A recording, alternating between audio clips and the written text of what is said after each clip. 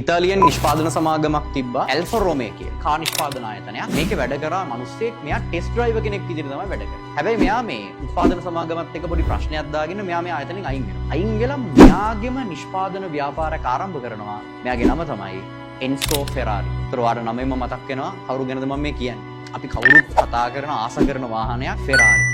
Ferrari නිර්මාණය වෙන්නේ ආයතනයක සේවකයෙක් විදිහට ඉඳලා. පස්සේ කාලෙක ඉතාලියේම ට්‍රැක්ටර් හදන මිනිස්සෙක් හිටියා. මේ ට්‍රැක්ටර් හදන මිනිස්සයා ගාව ෆෙරාරි කාර් එකක් තිබුණා. මෙයා දවසක් එන්සෝ ෆෙරාරිට මේ ට්‍රැක්ටර් හදන මිනිස්සයා ඇවිල්ලා කියනවා මේ වගේ කාර් එකේ ක්ලච් එකේ පොඩි ප්‍රශ්නයක් තියෙනවා මට ඒකට විසඳුමක් දෙන්න.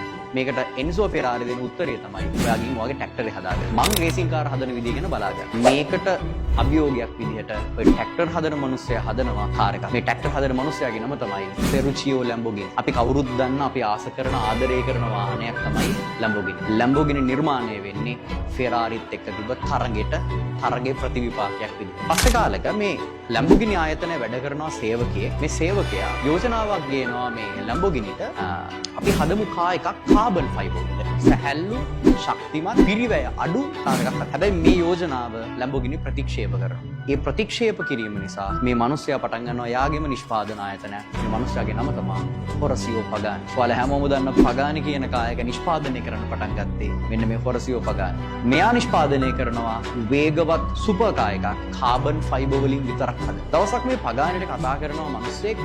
මෙයා කතා කරලා කියනවා මට පුළුවන් හදන්න කාර් එකක් ලෝකේ තියෙන ස්පීඩ් රෙකෝඩ්ස් ටික බ්‍රේක් කරන්න පුළුවන්.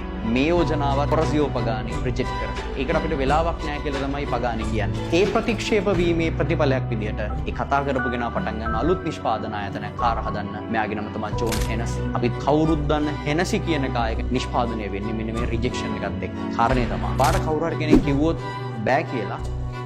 හොඳයි. ඔයාට කවුරු හරි කෙනෙක් කිව්වොත් එහෙම ඒක ඔයාට කරන්න බෑ කියලා. ඒක තවත් හොඳයි. එතකොට ඔයාට අදහසක් ගන්න පුළුවන්. ඔයාට බෑ එයත් එක්ක ඔය වැඩේ කරන්න. ඒතර ඔයාට පුළුවන්. ඔයාගේ ගමන අලුතින් පටන් ගන්න.